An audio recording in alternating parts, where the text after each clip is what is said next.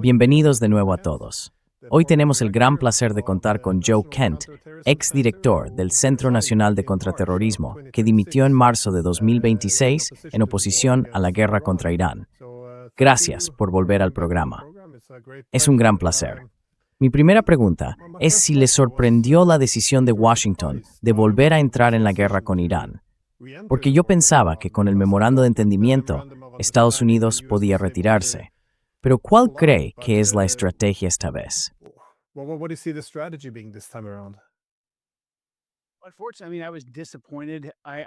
Por desgracia, me decepcionó.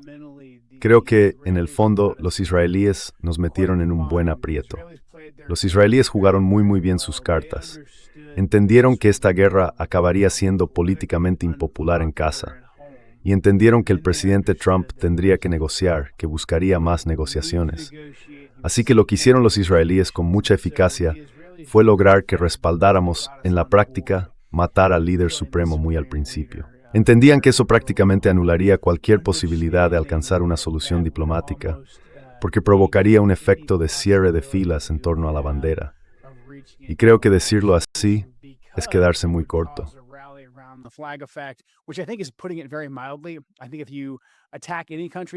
Creo que si atacas a cualquier país, vas a provocar un cierre de filas en torno a la bandera. Pero no solo matamos a dirigentes políticos, también matamos al ayatolá, que era fuente de emulación para millones de chiíes, sobre todo en Irán, pero también en Irak. Así que cohesionamos al pueblo iraní en torno a la bandera. Y en realidad las opciones diplomáticas que tenemos son limitadas. Y ellos sabían que eso frustraría al presidente Trump y haría que escalara. Esperaba que el memorando de entendimiento nos proporcionara esa salida. Pero por desgracia muy pronto vimos que la administración Trump, el presidente Trump cedió, en cierto modo, a la presión interna del lobby israelí de los neoconservadores.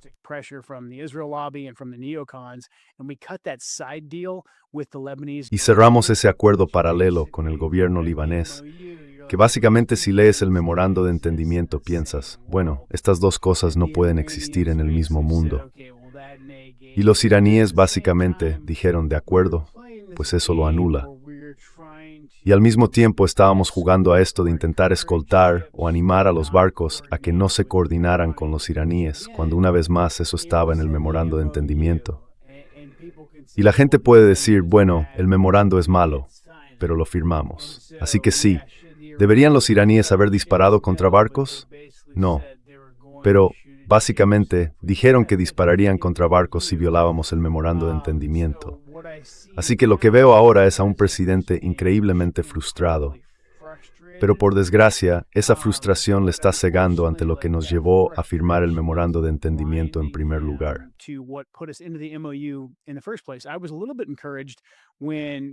Me animó un poco que el presidente Trump justificara el memorando de entendimiento. Dijo en voz alta lo que pensaba, que es una de las cosas que hace el presidente Trump. Dijo, miren, tuvimos que firmar el memorando de entendimiento porque nos estamos acercando a una crisis económica. Así que, por su parte, fue un pequeño momento de realidad que nos dio a todos algo de esperanza. Pero ahora estamos aquí. Hemos vuelto más o menos a intentar usar la fuerza militar, y ya hemos visto esta película antes. Por eso creo que estamos en un momento tan peligroso, porque creo que se podría convencer al presidente de hacer ciertas cosas, ya sea desplegar tropas sobre el terreno o alguna otra forma de escalada, que no hará más que hundirnos aún más en este atolladero.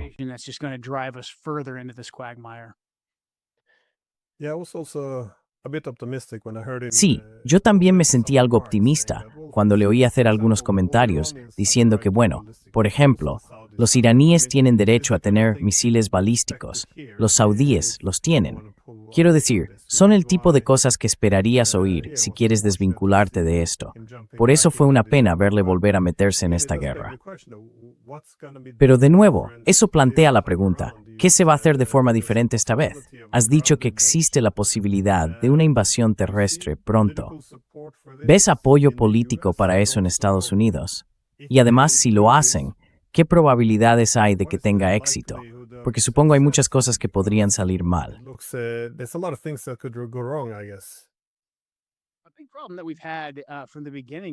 El problema que hemos tenido desde el principio de esta guerra, hablando estrictamente desde el punto de vista militar, es este. ¿Qué es el éxito? No hemos recibido una respuesta clara por parte de la administración. Y si yo siguiera en el ejército, eso es lo que preguntaría al final del día. Tuvimos estas conversaciones en los momentos previos a la guerra de 12 días, en Midnight Hammer.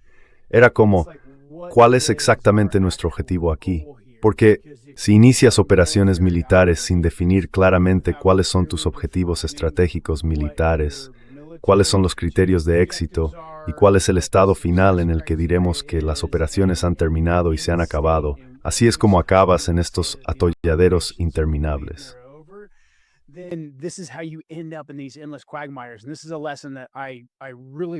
Y esta es una lección que de verdad espero que hayamos aprendido de nuestras experiencias en la guerra contra el terrorismo, Vietnam, etc. Pero volvemos un poco a esta cuestión fundamental, porque sin definirla claramente, algo que el presidente todavía no ha hecho, va oscilando entre un lenguaje que suena a cambio de régimen. Pero en cuanto alguien dice, bueno, eso no es un cambio de régimen, retrocede de inmediato y dice algo como, no queremos un cambio de régimen. Queremos que los iraníes renuncien a su programa nuclear y abran los estrechos de Hormuz. Lo cual, básicamente, devuelve todo a la situación anterior al 28 de febrero, cuando empezó la guerra.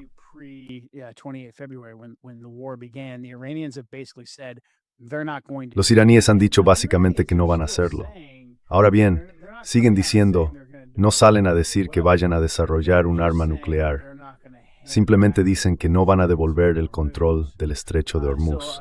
Así que una vez más, nos hemos disparado en el pie al matar al ayatolá, porque creo que hemos eliminado la posibilidad de negociar.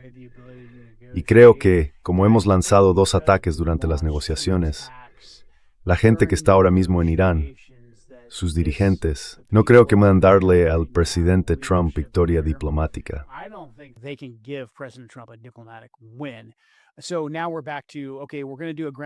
Así que ahora volvemos a lo mismo. Vale, vamos a hacer una incursión terrestre. ¿Cómo sería esa incursión terrestre? Y aquí es donde me preocupa un poco, porque creo que el Pentágono ha tenido que decir, vale, señor presidente, llevamos bastante tiempo con una campaña aérea.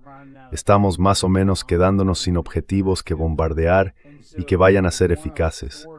Así que si quiere forzar la apertura del estrecho de Hormuz, así es como podríamos hacerlo militarmente. Espero que instrumentalizando eso y siendo a corto plazo, ¿puedes tomar algunas de las islas?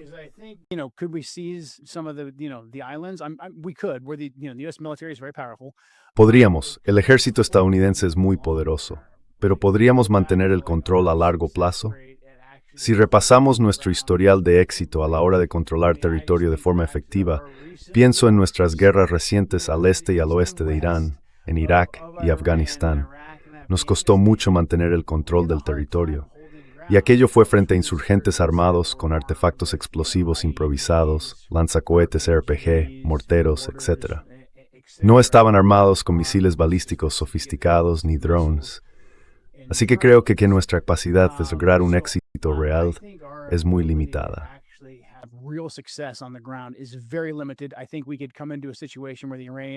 Creo que podríamos encontrarnos en una situación en la que los iraníes nos dejaran entrar, nos dejaran aterrizar, nos dejaran izar la bandera y decir que hemos logrado una gran victoria, y luego simplemente nos cercaran, nos hostigaran y aislaran nuestro poder aéreo de nuestras fuerzas terrestres con misiles balísticos y drones, creando básicamente una situación parecida a la de rehenes. O bien, justo cuando entráramos, empezarían a dirigir su fuego.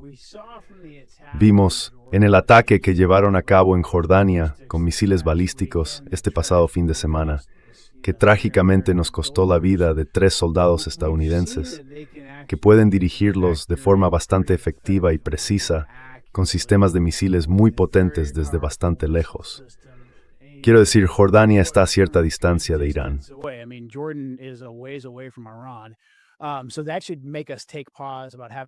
Así que eso debería hacernos pensar 2 veces antes de tener nuestras fuerzas navales cerca de las costas iraníes ahora mismo. Pero tendríamos que situar nuestras fuerzas navales cerca de las costas iraníes para desplegar tropas sobre el terreno. Me preocupa que, como el presidente se ha frustrado por las limitaciones del poder aéreo, ahora vaya a decir, bueno, ¿qué más tienen? Y el trabajo del Pentágono, el trabajo del CENTCOM, es ofrecerle al presidente esas opciones. Así que me temo que le están poniendo delante un menú de distintas opciones, de lugares que podría tomar. Y que por frustración el presidente vaya a decir, bueno, nada más ha funcionado, probemos con esto. Espero que no ocurra, pero parece que las cosas se encaminan en esa dirección.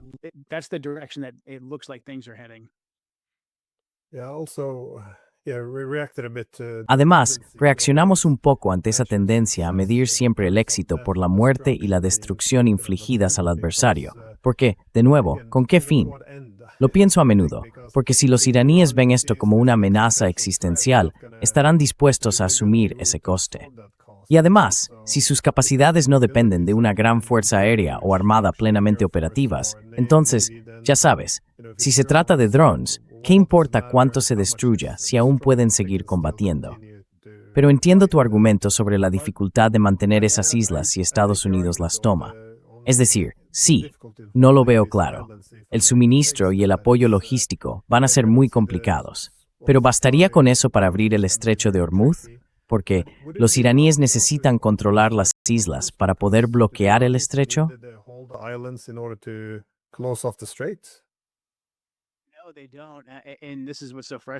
No, no lo necesitan. Y eso es lo frustrante. Quiero decir, creo que cualquiera con un mapa puede ver lo estrecho que es ese punto de estrangulamiento. Así que los iraníes no necesitan esas islas.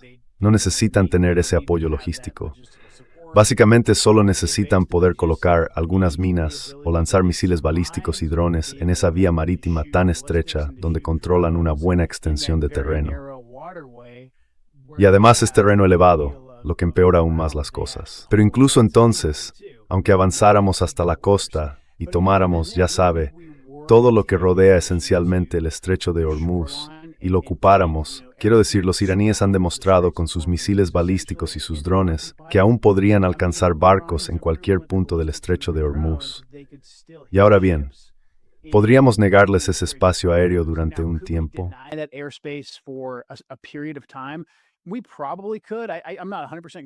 Probablemente podríamos. No estoy 100% seguro de eso, pero quizá podríamos. Digamos simplemente que podríamos. No podemos hacerlo indefinidamente. Quiero decir, este es el patio trasero de Irán.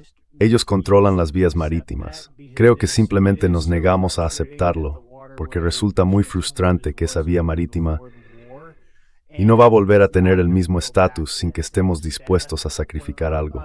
No creo que al presidente Trump le haya entrado eso todavía en la cabeza.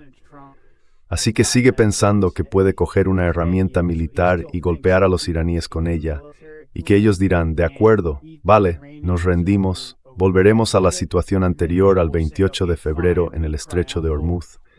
Simplemente no ha aceptado que eso no va a ser así en absoluto. Ahora bien, creo que tiene otras opciones. Podemos hablar de ellas.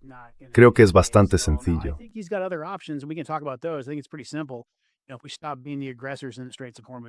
Si dejamos de ser los agresores en el estrecho de Hormuz, no creo que los iraníes tengan ningún deseo de cobrar un peaje a todo el mundo, ni nada parecido en el futuro. Pero Trump se niega. Está atrapado en una situación en la que se niega a irse sin algún papel, una declaración, algo con lo que pueda decir, los iraníes firmaron esto y me dieron una victoria, o quiere una victoria militar total. Y no creo que haya una forma concebible de que consiga ninguna de esas dos cosas ahora mismo. Pero se niega a simplemente levantarse de la mesa. Ha caído en la, como se quiera llamar, falacia del jugador, la falacia de los costes hundidos, y no puede irse.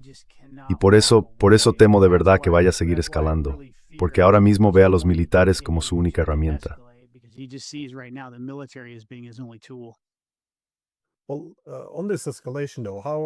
Bueno, sobre esta escalada, ¿cómo la interpreta? Porque parece que la guerra tiene menos intensidad que en las dos primeras rondas. Pero, por otro lado, da la impresión de que está arrastrando a más actores, especialmente a Yemen. Y también parece estar escalando lo que están dispuestos a atacar: las instalaciones energéticas, las plantas desalinizadoras. No sé, de repente el futuro de Kuwait empieza a parecer potencialmente problemático. ¿Hacia dónde cree que va realmente esta escalada? Porque creo que aquí puede haber un problema. La ilusión o el autoengaño de tener control sobre la escalada, como usted sugería. La capacidad de, por ejemplo, volver al antiguo statu quo, de simplemente mantener abierto el estrecho de Hormuz. Eso ya no está disponible. Entonces, ¿qué es lo que podría salir mal aquí?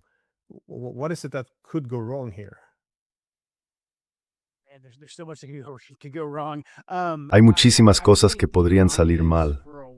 Creo que los iraníes durante un tiempo estaban siguiendo una escalada bastante deliberada.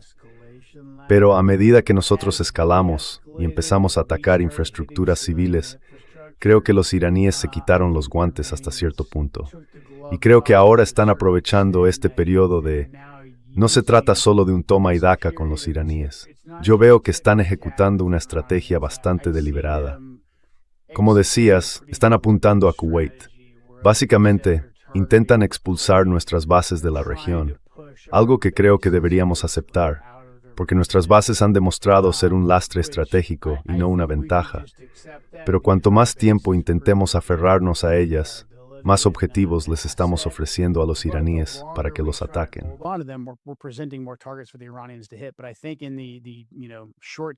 Pero creo que a corto y medio plazo los iraníes están diciendo: vale, si vamos a emplear nuestros misiles balísticos y nuestros drones, intentemos machacar estas bases.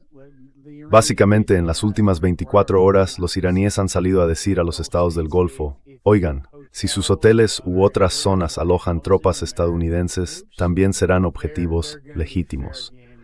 Así que claramente su objetivo no es solo matar estadounidenses. Eso es, sin duda, una consecuencia. Pero su objetivo es expulsar a las tropas estadounidenses de todas esas distintas bases del Golfo que están a lo largo de la frontera con Irán, dándoles más profundidad estratégica para asegurar básicamente sus propias fronteras.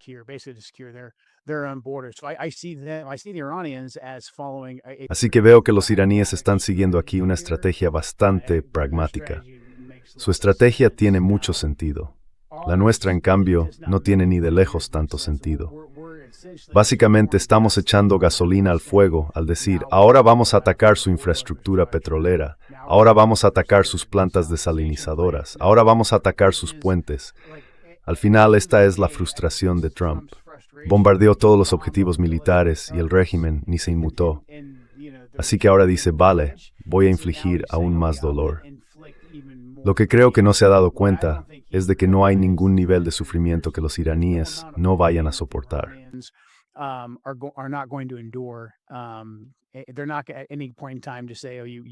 No están en ningún momento como para decir: habéis atacado una infraestructura petrolera en Juzestán, así que ahora nos retiramos. Eso sencillamente no va a pasar. Mientras tanto, a medida que los iraníes responden, nos están arrebatando mucho territorio estratégico. Y eso va a afectar a los países del Golfo. Los países del Golfo tendrán que empezar poco a poco a alejarse de nosotros. Ya vieron a los saudíes decir algo así como: de acuerdo, Estados Unidos, ya habéis demostrado que vuestras garantías de seguridad no valen gran cosa. Ahora queremos este acuerdo nuclear. Queremos poder tener nuestro propio programa nuclear. Así que este conflicto, nos demos cuenta o no, está transformando no solo la estructura de poder en el Golfo, sino que también está afectando a nuestro estatus en la escena mundial.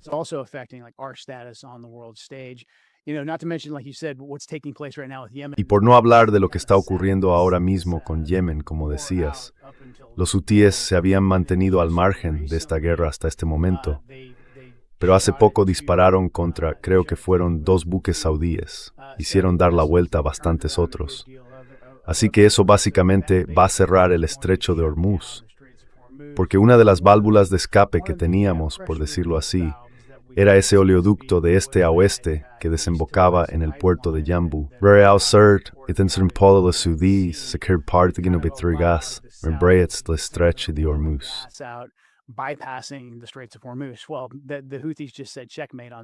Bueno, los hutíes acaban de dar jaque mate a eso.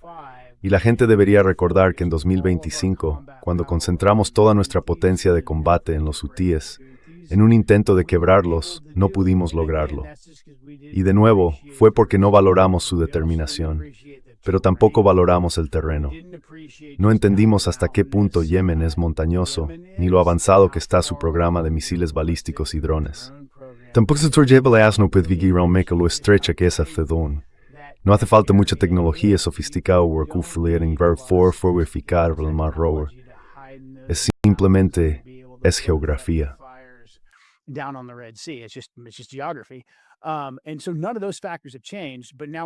Y ninguno de esos factores ha cambiado. Pero ahora también estamos implicados en una lucha en el estrecho de Hormuz. Así que ahora estamos hablando de entre el 25 y el 30% del flujo mundial de petróleo que está viéndose obstaculizado en estos momentos. Y ahora los hutíes y los iraníes se dan cuenta de que el tiempo juega 100% a su favor. Cuanto más daño económico puedan infligirnos, más ventajas pueden obtener en el campo de batalla, empujándonos a sus bases. Y cuanta más presión interna soporte Trump. Eso de nuevo me lleva a preocuparme seriamente porque Trump haga algo muy drástico, muy irracional aquí y muy pronto.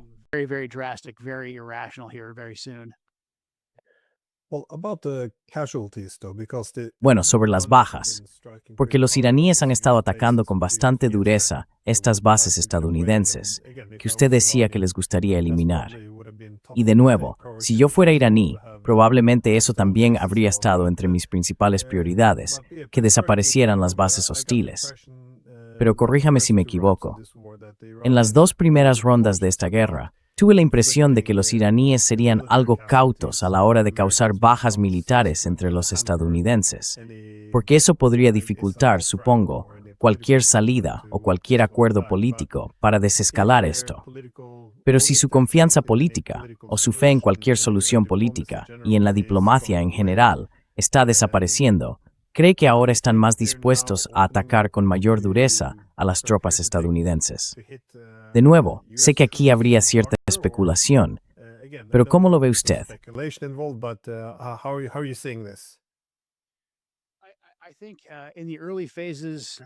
Creo que en las primeras fases de la guerra, las alas más moderadas del régimen iraní, según se quiera ver, todavía tenían más peso en las decisiones y pudieron influir más en la estrategia iraní.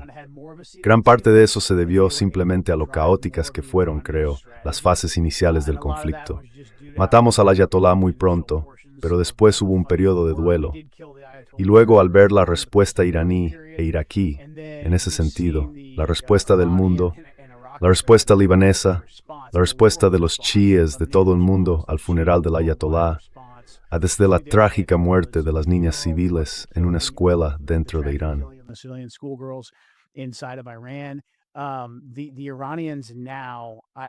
Creo que los iraníes ahora sin duda se la están jugando de verdad. Están dispuestos a causar muchas más bajas estadounidenses. También creo que se dan cuenta de que si pueden causar bajas estadounidenses, más gente aquí en Estados Unidos se volverá contra la guerra. Ahora bien, me temo que sí, más gente se volverá contra la guerra dentro de Estados Unidos. Pero cuantos más estadounidenses perdamos, más nos quedamos atrapados en esta deuda de sangre, en la que decimos que no podemos irnos ahora porque hemos sufrido bajas. Tenemos que vengar a nuestros caídos. Así que eso es un problema. Pero no creo que a los iraníes les importe necesariamente. Creo que dicen que los estadounidenses nos han golpeado muy duro.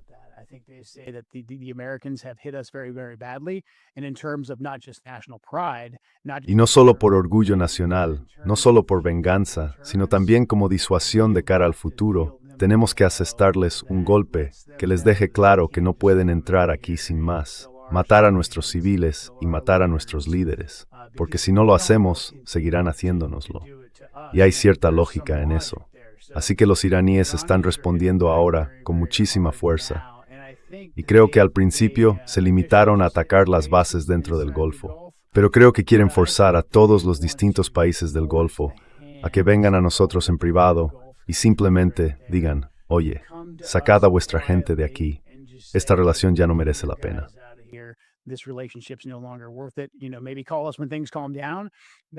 Quizá nos llamen cuando las cosas se calmen. Creo que ese es el resultado que los iraníes buscan ahora mismo. Y creo que todos estos distintos estados del Golfo están en una situación difícil, porque durante años han dependido muchísimo de nosotros. Y luego, cuando empezó la guerra, demostramos ser bastante poco fiables. Ellos todavía quieren mantener una relación con nosotros, al menos sus líderes. Pero en cuanto a su propia gente en la calle, miren Kuwait. Hay muchos chiíes en Kuwait, y muchos de ellos tienen familia justo al otro lado del Shatt al-Arab, en Khuzestán. Muchos tienen familiares persas y árabes iraníes. Lo mismo ocurre en Bahrein. La única razón por la que el gobierno bareiní no fue derrocado durante la primavera árabe fue que los saudíes cruzaron la calzada sin más. Y estos, Irak también.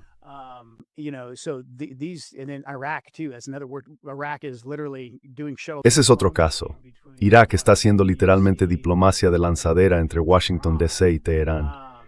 Así que todos estos países ahora mismo creo que están sentados sobre barriles de pólvora en el ámbito interno por lo que ha ocurrido. Pero además, los iraníes prácticamente cada noche están haciendo que su relación con nosotros, en términos pragmáticos, no merezca realmente la pena. Y creo que tendremos que ser realistas al respecto y probablemente darles un poco de margen para decir, de acuerdo, no tendremos a nuestros hombres, ya saben, nuestras bases y nuestras tropas en sus países por el bien de su propia supervivencia. Pero si les presionamos y les decimos, no, tienen que estar con nosotros y tienen que formar parte de esta coalición tan vocal, ya saben, tan ruidosa contra los iraníes, creo que las cosas van a llegar a un punto de ebullición muy, muy rápido.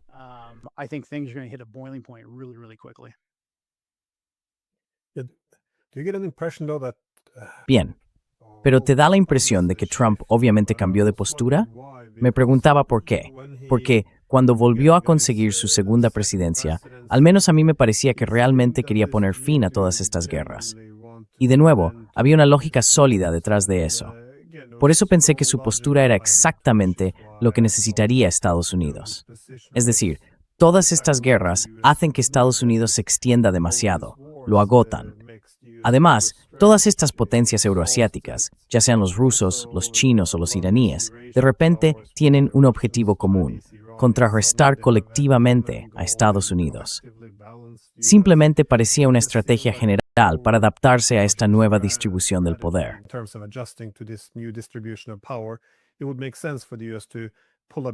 Tendría sentido que Estados Unidos diera un pequeño paso atrás y permitiera que estos gigantes euroasiáticos empezaran a equilibrarse entre sí, en vez de que lo hiciera Estados Unidos. Eso le daría a Estados Unidos tiempo para recuperar su poder económico y también la estabilidad social y política. En esencia, sería un enfoque más sostenible para la región. Pero esa era básicamente la impresión que yo tenía de lo que Trump estaba transmitiendo. Es decir, pongamos fin a estas guerras interminables. Socavan nuestra seguridad y nos cuestan un ojo de la cara. Pero es algo profundamente distinto de lo que está diciendo ahora. ¿Cambió todo con la invasión de Irán? ¿O cómo lo ve usted?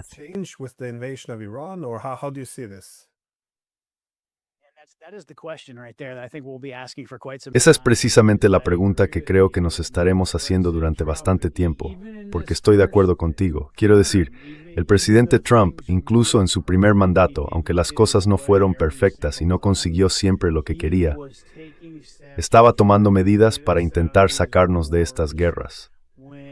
Cuando hubo un intento de empujarnos hacia una guerra con Irán, lo equilibró.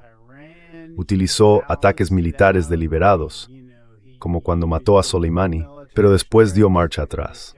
Así que para mí, esta es una de las principales razones por las que fue un honor que me nombraran para el cargo que ocupé.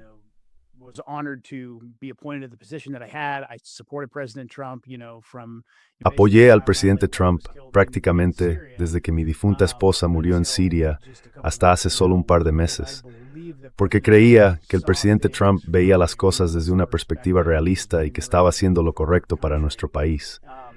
Pero también, en lo fundamental, pensaba que el presidente Trump, simplemente como político, entendía que si empezabas a meterte en Oriente Medio, eso acabaría consumiendo toda tu presidencia. Y eso es exactamente lo que ha pasado.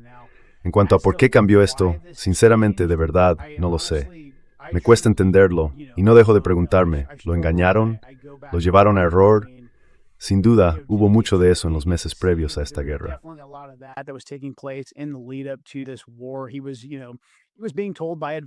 Le estaban diciendo sus asesores que Irán era un tigre de papel, que en realidad no nos habían golpeado, que no nos golpearon en absoluto durante la guerra de los 12 días.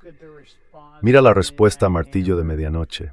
Estos tipos no paran de hablar. Toda tu comunidad de inteligencia se equivoca. Mira lo que hiciste en Venezuela. Hay manifestantes en las calles. Esto es lo que sin duda le estaban diciendo los israelíes. Mientras tanto, el resto de la comunidad de inteligencia y el departamento de guerra, diría yo, todos estábamos diciendo, oye, mira, en la guerra de los 12 días esquivamos una bala. Todas esas capacidades que nos preocupaban siguen ahí. El estrecho de Hormuz sigue estando donde está el estrecho de Hormuz. Basta con mirar el mapa.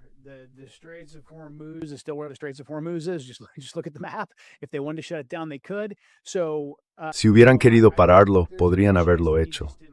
Así que es muy posible que él simplemente no escuchara y que le halagaran el ego y todo eso. Aún así, me cuesta creerlo del todo. Y luego, cuando vio, a principios de marzo, que esta guerra no estaba yendo bien, que no diera un giro de 180 grados muy propio de Trump. El presidente Trump puede cambiar de opinión y convencerte de que ese era su plan desde el principio. Ese es uno de sus talentos políticos. Y bueno, a mí me llevó 2 semanas dimitir una vez empezó la guerra, porque pensé que durante la primera semana, en cuanto viera las pocas opciones que tenía, iba a darle la vuelta a todo y a decir algo como, sí, no, en realidad esta fue idea de otra persona, no mía.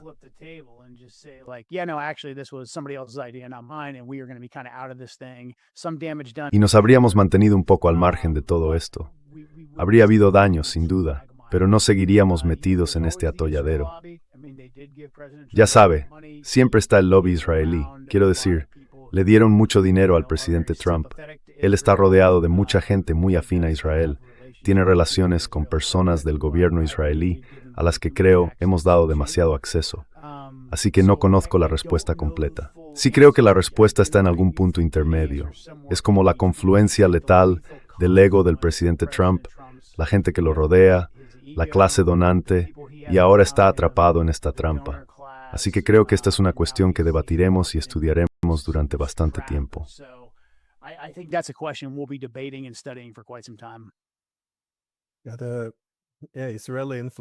Sí, la influencia israelí en Estados Unidos es obviamente bastante profunda. Sin embargo, ahora parece haber una división interesante en Estados Unidos, porque siempre ha parecido haber consenso en que Estados Unidos e Israel tienen que estar unidos de manera inseparable. Pero ahora vemos, sí, algunas personas redoblando la apuesta para profundizar la alianza entre Estados Unidos e Israel. Por otro lado, ahora se ve más oposición a Israel, que bueno, al menos de la que yo he visto en mi vida. ¿Crees que esta división afecta de alguna manera a la administración Trump? Porque tengo la impresión de que Vance se inclina un poco por la idea de que Estados Unidos primero debería significar no Israel, mientras que los Lindsey Graham y compañía obviamente querrían poner a Israel. Parece que creen que poner a Israel primero es lo mismo que Estados Unidos primero.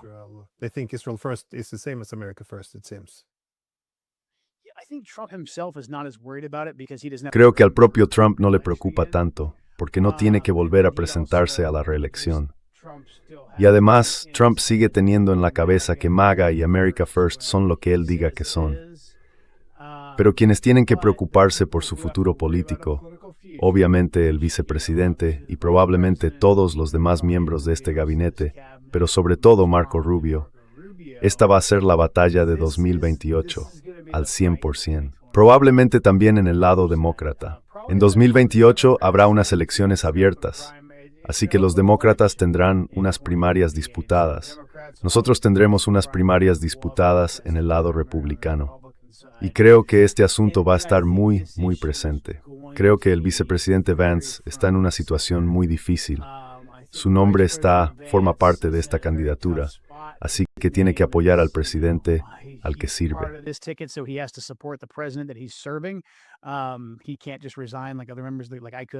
No puede dimitir sin más, como pueden hacer otros miembros del gabinete. Así que ha tenido que andar con mucho cuidado y cada vez que ha tenido la oportunidad, creo que ha señalado con tacto cómo los israelíes y nuestra relación con ellos nos han desviado del camino en este conflicto. Y creo que vamos a oírle hablar más de ello, especialmente después de las elecciones de mitad de mandato y a medida que la campaña de 2028 entre realmente en ebullición. Pero luego está el sector de Marco Rubio y Ratcliffe dentro del Partido Republicano. Los republicanos del establishment que ahora quieren reinventarse como esta nueva versión de MAGA que Trump ha intentado presentar durante los últimos 18 meses. Así que va a ser una batalla importante. No creo que las cifras, en lo que respecta a los votantes más jóvenes, no están del lado de Israel.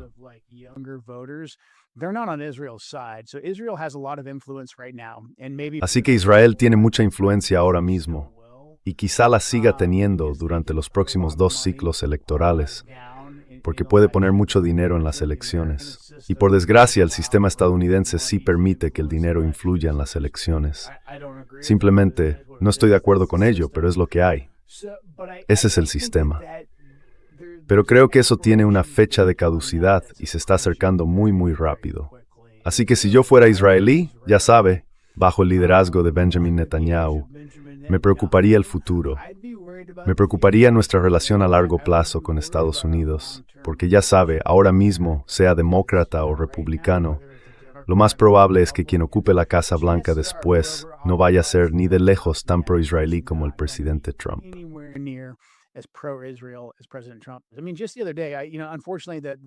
Quiero decir, hace solo unos días, por desgracia, no se eliminó la sección 219 de la NDAA.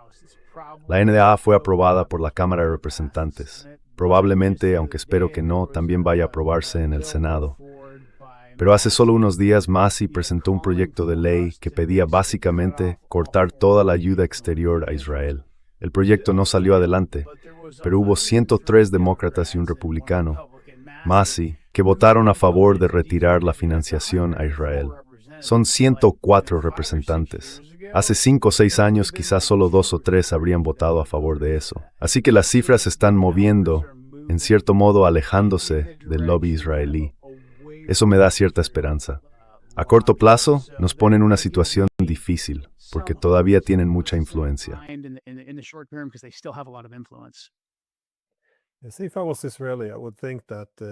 Mire, si yo fuera israelí, pensaría que sí, que durante las últimas décadas no tendríamos que hacer ninguna concesión y que en esencia podríamos imponer el resultado que queremos en todas las zonas de Oriente Medio. Porque de nuevo, la única superpotencia mundial, todopoderosa, nos respalda y podríamos hacer lo que quisiéramos. Pero dado que Estados Unidos ya no disfruta de esa misma posición en términos de capacidades, y también, como usted sugiere, en cuanto a las intenciones o la disposición a apoyar a Israel en todo lo que haga, parece que también está, perdiendo terreno.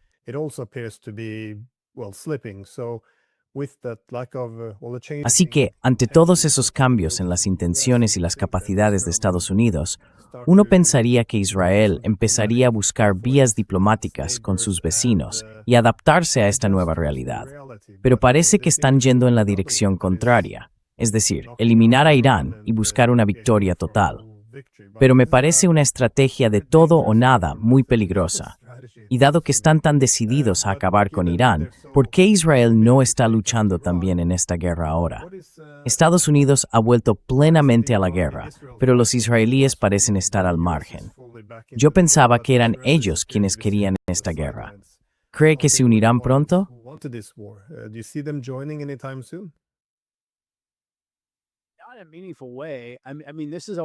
No de una manera significativa. Quiero decir, este siempre ha sido el cálculo israelí. Quiero decir, lograron que fuéramos efectivamente contra la mayoría de los regímenes que los amenazaban y los derrocáramos después del 11 de septiembre. Quiero decir, ese era su plan y la teoría de la ruptura limpia que expusieron en 1996.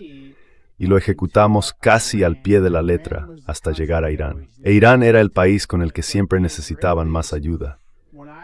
Mire, los israelíes, siempre que hablé con la inteligencia israelí, tenían una evaluación muy lúcida de Irán. Entendían lo grande y difícil que era, y los avances que han hecho en su tecnología militar.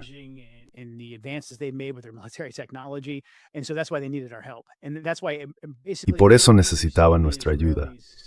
Y por eso, básicamente todo lo que han visto decir a los israelíes en el periodo previo a la guerra, para meternos en la guerra, formaba parte de una estrategia de venta.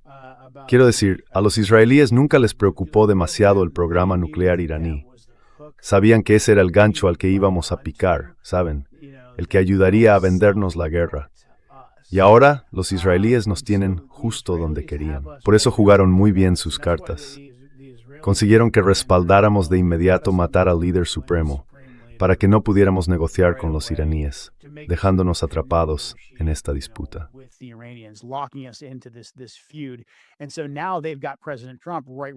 Y ahora tienen al presidente Trump justo donde querían. Él quiere alcanzar un acuerdo diplomático, como hemos hablado. No va a ocurrir. Y ahora está buscando simplemente una solución militar.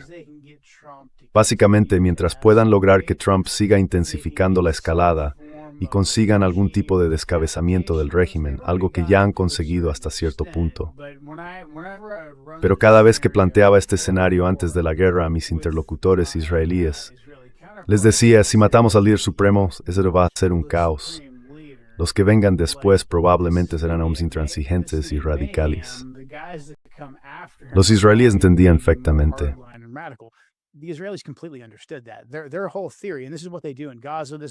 Toda su teoría, y esto es lo que hacen en Gaza, lo que hacen en Líbano, lo que han hecho una y otra vez en distintos lugares, es que quieren cortar el césped. Quieren seguir matando líderes hasta que haya un caos total sobre el que tengan cierto grado de control, que nunca sea lo bastante intenso como para atacarles. O creen que si los matan durante suficiente tiempo, acabarán debilitándose. Pero necesitan que nosotros nos sumemos a eso en Irán, porque carecen ciudad militar para hacerlo.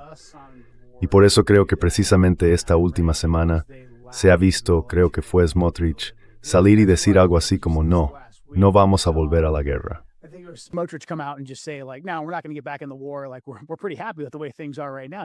Bueno, estamos bastante contentos con cómo están las cosas ahora mismo. Sí, porque los estadounidenses son quienes están luchando y muriendo, y Trump está atrapado en una situación en la que básicamente ve que su única salida es una solución militar. Así que desde una perspectiva israelí creo que eso es acertado. En plan, oye, relajaos, preocupaos por Líbano, porque Estados Unidos no va a hacer gran cosa contra Hezbollah en Líbano. Así que consolidáis vuestras ganancias en Líbano. Sobre todo, ampliad el límite ISO.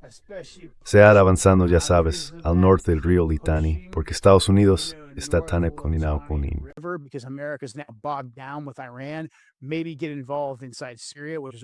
Quizá implicarse dentro de Siria, que parece que también es lo que van a hacer. Seguir presionando con su agresión contra los turcos, mientras Estados Unidos se encarga del pez gordo, de la gran pelea, ya sabes, contra Irán.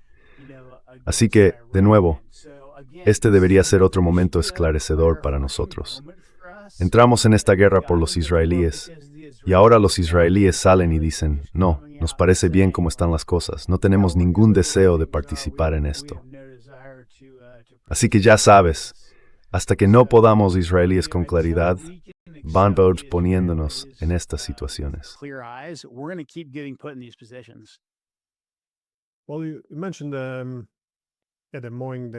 Bueno, has mencionado eso de cortar el césped, o simplemente intentar debilitar a rivales estratégicos.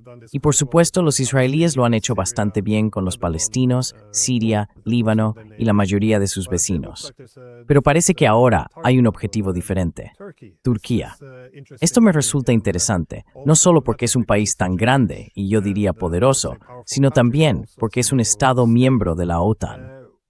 ¿Por qué crees que Turquía pasa a ser vista ahora por muchos como Naftali Bennett como un desafío posiblemente mayor para Israel en el futuro, incluso más que Irán?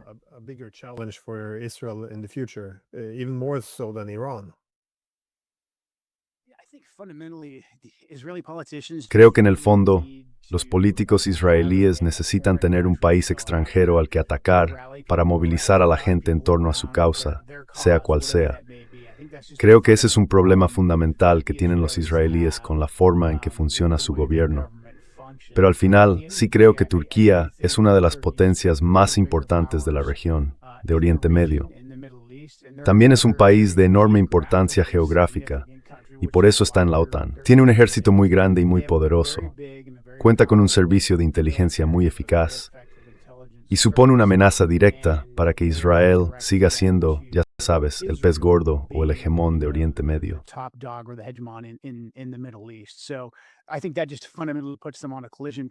Creo que en el fondo eso los pone en rumbo de colisión. Al principio dentro de Siria estaban bastante alineados. Querían que Assad se fuera. Los israelíes querían que Assad se fuera porque estaba muy vinculado a Hezbollah y a Irán, y esa era toda la línea de suministro de Hezbollah. Y los turcos también querían que se fuera, porque querían poder tener más control dentro de Siria. Así que hubo un momento en el que estaban alineados. Pero ahora el punto de fricción vuelve a ser quién controla Siria. Y creo que los israelíes quieren seguir expandiéndose. Quieren tener el control total más allá de los altos del Golán. Básicamente, quieren convertir a Siria en su pequeño estado vasallo. La inmensa mayoría de Siria es suní.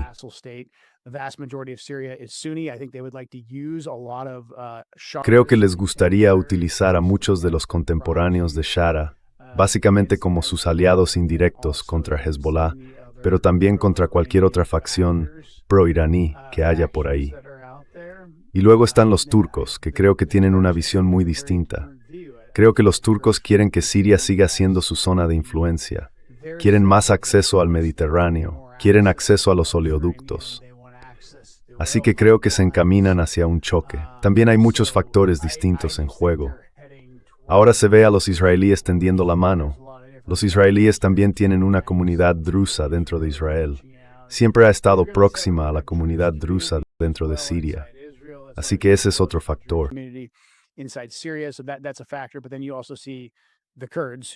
Pero también están los kurdos. Los kurdos, que son una fuerza de combate muy eficaz, han estado en guerra, distintas facciones kurdas, en fin, los kurdos no son en absoluto un bloque homogéneo, pero ahora se ve que los israelíes hablan mucho más de los kurdos y de cómo tratan los turcos a los kurdos. Así que espero que en este caso las facciones kurdas no piquen el anzuelo y no acepten demasiado de los israelíes. Pero de nuevo, creo que este es otro punto de fricción. Creo que Shara, por mucho que me desagrade y por mucho que piense que cometimos un enorme error al ponerlo al mando y reconocerlo, ahora está ahí. Se encuentra en una posición muy difícil, porque está atrapado entre estas dos potencias, que quieren arrastrarlo en direcciones distintas.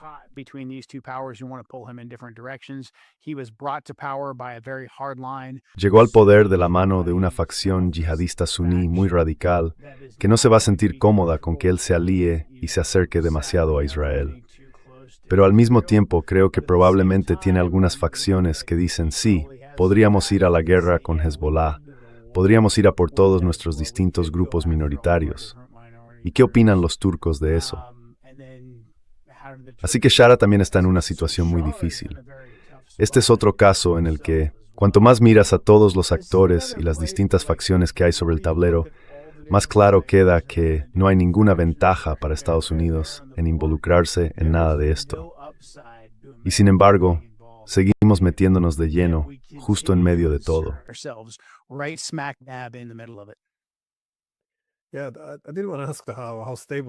Sí, quería preguntarle hasta qué punto cree que la situación es estable. Porque yo veo lo mismo, toda la coalición la coalición anti-Assad, es decir, lo que puso a Estados Unidos, Israel, Turquía, a todos esencialmente del mismo lado, se limitaba a deshacerse de Assad.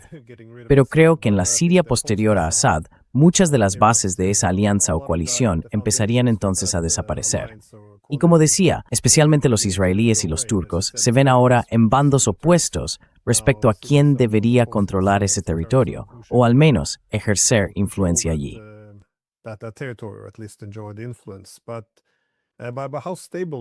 Pero ¿hasta qué punto es estable? Quiero decir, puede seguir como está ahora, o ve que allí también puede estallar algo, porque parece que toda la región se está desestabilizando. Ha mencionado, por supuesto, Irán, ha hablado de Turquía, ahora Yemen está cerrando el Mar Rojo. Hay muchas variables difíciles de controlar. Casi espero que ocurra algo pronto en Siria. Pero ¿hasta qué punto es estable? ¿O cree que puede seguir como está ahora en un futuro previsible?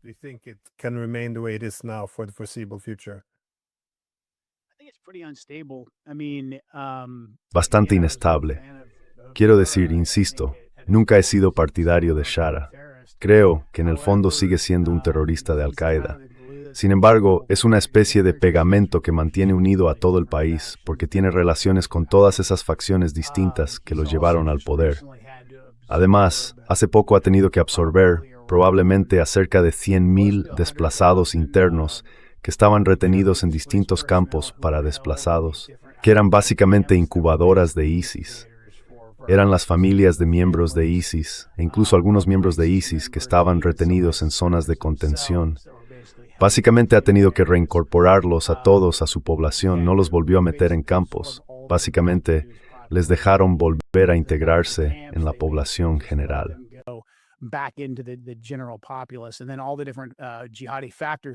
Y luego están todas las distintas facciones yihadistas que se alinearon en torno a HTS, en torno a Shara, para entrar y derrocar a Assad. Siempre ha habido debates sobre cuánto control puede ejercer realmente él sobre cualquiera de esas facciones diferentes. Hay muchas de esas facciones que siguen estando controladas literalmente por combatientes extranjeros que han jurado lealtad a Al-Qaeda.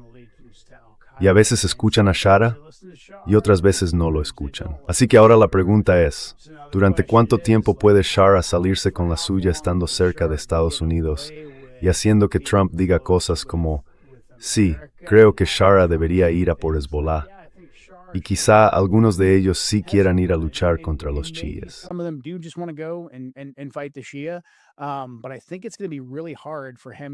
Pero creo que le va a resultar muy difícil mantener siquiera una tolerancia general hacia los israelíes durante mucho tiempo por la base que los llevó al poder.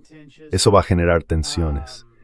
Así que creo que probablemente ese sea uno de los factores más importantes que se están pasando por alto allí. Pero al mismo tiempo, la existencia de Shara y la forma en que Occidente y los israelíes lo han acogido, en cierto modo, creo que ha aumentado mucho el apoyo a Hezbollah, incluso dentro del Líbano. Probablemente haya incluso no chiíes que digan, sí, recuerdo la última vez que el ISIS estaba al mando y cruzó la frontera, y los únicos que nos salvaron de ellos fueron Hezbollah.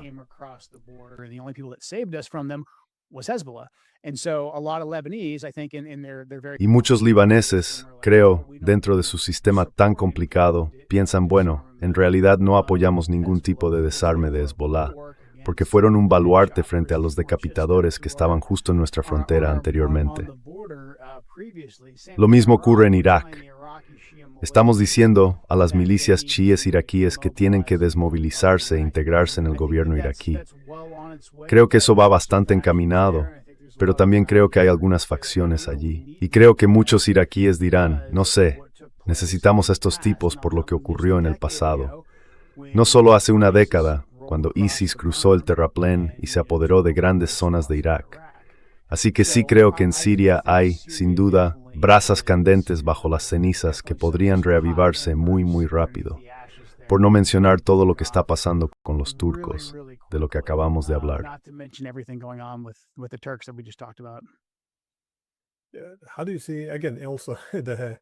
¿Cómo ves también entonces la estabilidad del Líbano e Irak? Porque antes mencionaste que los israelíes han jugado muy bien sus cartas. Yo pensé lo mismo en Líbano.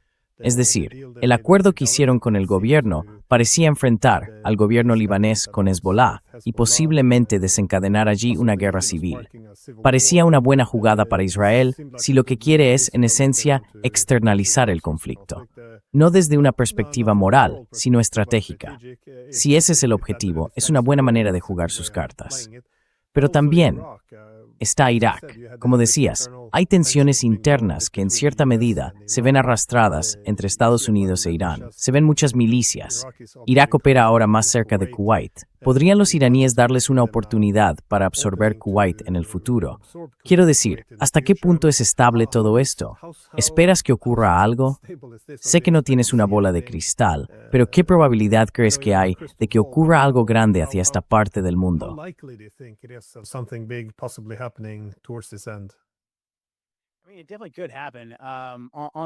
Quiero decir, sin duda podría ocurrir en el lado libanés. Ya sabes, cada vez que hemos tenido que idear algún tipo de plan para debilitar a Hezbollah, ha acabado haciendo a Hezbollah aún más poderoso, como todas las cosas distintas que Israel les ha hecho a lo largo de los años. La decapitación estratégica que llevaron a cabo los israelíes fue bastante impresionante. Los buscas, los walkie-talkies, matar a Nasrallah. Nunca pensé que fueran a matar a Nasrallah, así que sí, esto es lo que pasa con los israelíes. Pueden ser tácticamente muy brillantes y tácticamente muy eficaces, pero luego, estratégicamente, nunca parece acabar de salirles bien.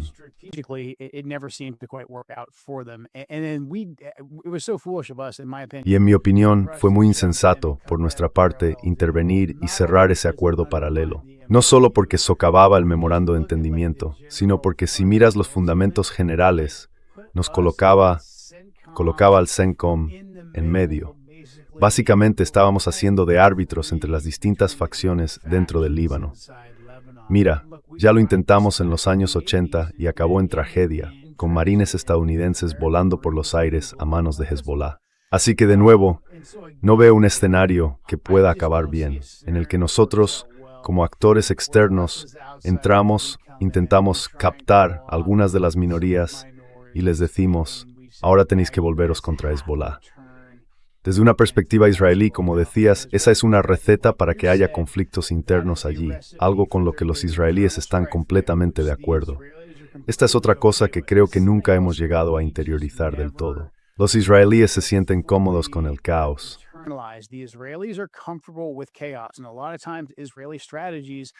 Y muchas veces el objetivo de las estrategias israelíes es el caos.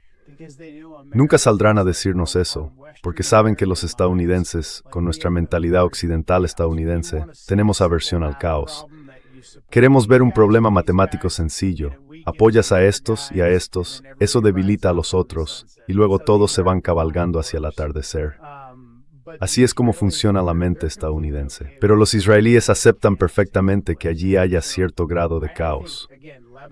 Así que repito, Líbano es un polvorín. Y ahora los iraníes han hecho algo muy interesante. Han incluido a Hezbollah en Líbano en las últimas rondas de negociaciones. Antes podían dar apoyo encubierto. Todo el mundo sabía que no era muy encubierto, pero sabían que Irán apoyaba a Hezbollah. Sin embargo, no salían a incluir eso como parte de ningún tipo de acuerdo.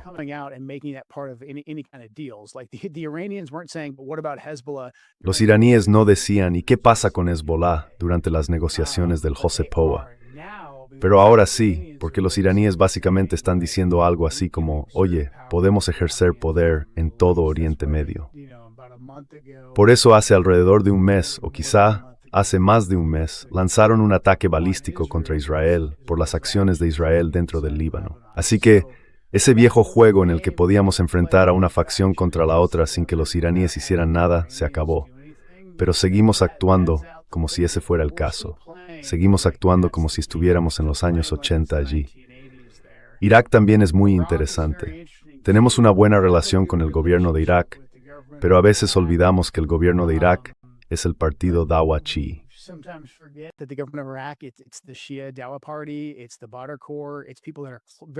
Es la organización Badr. Son personas muy estrechamente alineadas con los iraníes. La mayoría son pragmáticos y de verdad quieren tener una buena relación con nosotros. Quieren estabilidad, quieren mantener una buena relación comercial con Irán, no quieren verse arrastrados de nuevo al conflicto sectario.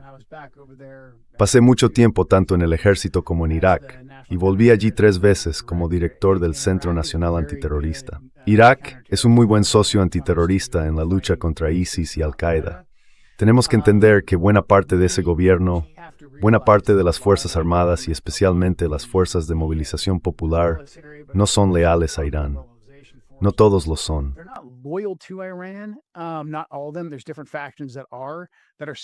Hay distintas facciones más pequeñas, pero esas son las más capaces. Son las que vemos llevando a cabo ataques con drones y ataques balísticos.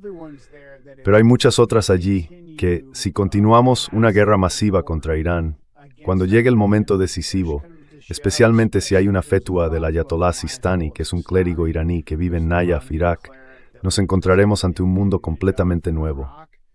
Y estamos, en cierto modo, al borde del abismo con esto. Así que los dirigentes a los que ayudamos a instalar en Bagdad probablemente nos dicen todo lo que queremos oír. Y probablemente harán la mayoría de las cosas que queremos que hagan.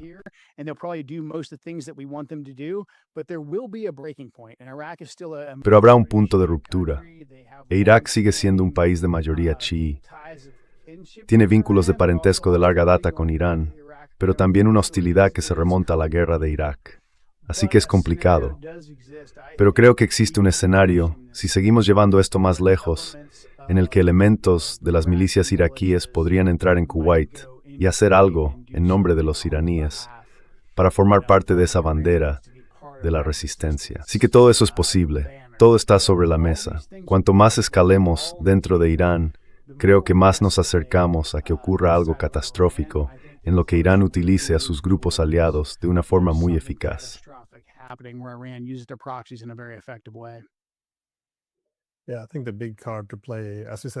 Sí, creo que la gran baza que tenían, como dijiste antes, era contar con la ayuda de Yemen para cerrar el Mar Rojo.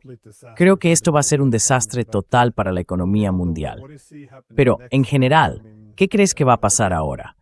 Quiero decir, otra vez, no tenemos una bola de cristal, pero ves a todos los actores implicados, sus intereses, y hacia dónde va todo esto en términos de escalada. ¿Hay algo que estés vigilando especialmente? ¿Alguna preocupación concreta?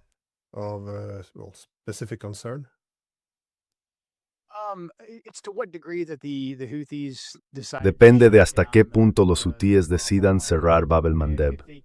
Quiero decir, si mantienen esta presión ahora mismo, limitándose a no dejar pasar a los petroleros saudíes, creo que eso va a ser lo bastante efectivo.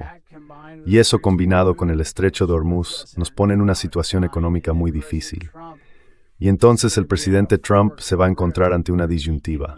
Puede retirarse, que es lo que he defendido desde el primer día, retirarse de todo este asunto, reiniciar la vía diplomática y utilizar el alivio de las sanciones económicas, etc., para reabrir los estrechos. Y esto es lo que temo que vaya a hacer.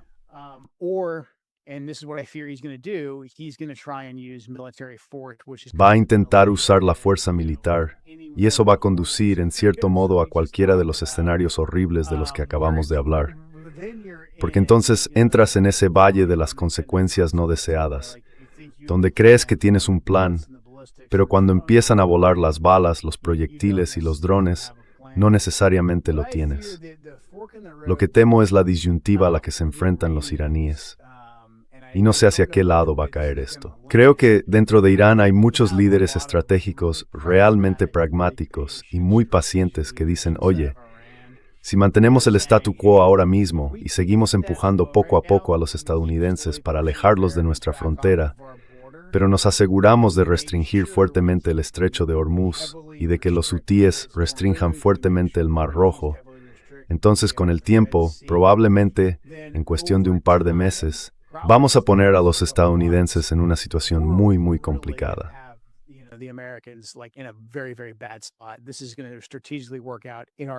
Esto va a jugar estratégicamente a nuestro favor.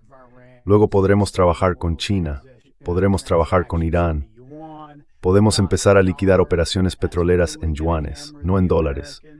Eso va a golpear de verdad a los estadounidenses. Pero creo que hay otra facción dentro de Irán que está diciendo, a fondo, inflijamos muchas bajas estadounidenses. Y entonces, si quieren una guerra, que vengan y les infligiremos aún más bajas estadounidenses. Y creo que muchos están diciendo ahora mismo que si no hacemos esto, si no respondemos a Estados Unidos con mucha fuerza ahora mismo, primero, a nivel interno, vamos a tener problemas, porque mataron a nuestro líder supremo.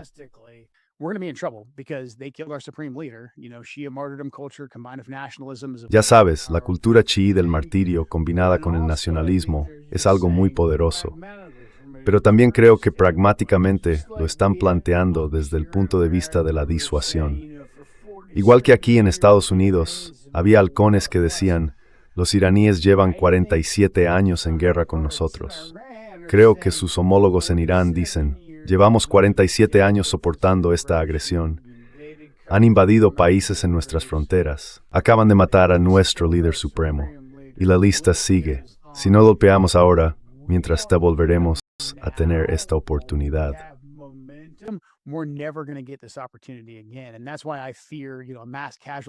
Y por eso temo un escenario con víctimas masivas y que los iraníes casi nos estén provocando para que entremos en algún tipo de incursión terrestre. Así que creo que estas son las dos vías distintas por las que podría ir todo esto. Insisto, espero que el presidente Trump tenga un momento de claridad, se dé cuenta de lo grave que es esto y simplemente se retire como haría un empresario. Solo quiero que vuelva a ponerse el sombrero de empresario. Quiero que aparezca el Donald Trump de 2019, aunque sea por un breve instante para sacarnos de este lío. Pero cada día, cada segundo que esto continúa, creo que esa ventana de oportunidad se cierra cada vez más.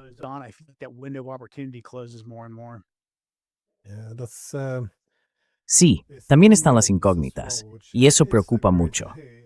Y como has dicho, está la ley de las consecuencias no previstas. Creo que esto no se valora realmente. Creo que fue Mike Tyson quien dijo que todo el mundo tiene una estrategia hasta que le dan un puñetazo en la cara. Pienso a menudo en eso, porque Palabras para guiar la vida. sí, mucho. Solo tengo una última pregunta sobre, supongo que sobre la política interna de Washington. Usted y Tulsi Gabbard eran, ya sabe, los reyes de poner fin a las guerras eternas, o al menos eso parecía. Y Tulsi Gabbard no adoptó una postura más firme sobre esto, como usted. Y pensé, ya sabe, que todo el mundo tiene que jugar el juego en Washington, cada uno a su manera. Pero ella también acabó dimitiendo. Le sorprendió que no adoptara una postura, supongo, más basada en principios contra otra guerra eterna.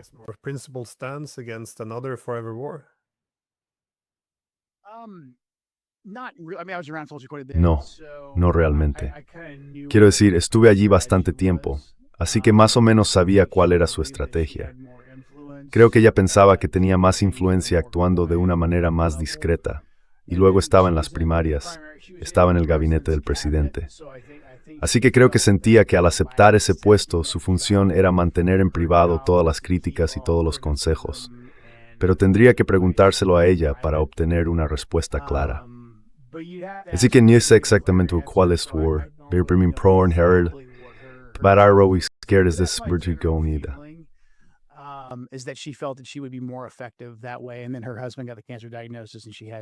Y después su marido recibió el diagnóstico de cáncer y ella tuvo que dimitir. Veremos qué hace de aquí en adelante. Pero insisto, perder a Tulsi en el gabinete es una gran pérdida, porque ahora mismo las voces que representan más realismo y más contención son muy limitadas dentro del gabinete. Obviamente el vicepresidente del que hablamos antes también está en una posición difícil, pero no sé cuánto respaldo tiene ahora mismo el vicepresidente cuando dice, oye, creo que esto es una mala idea, así que no tener Tulsi en Gert es una gran pérdida.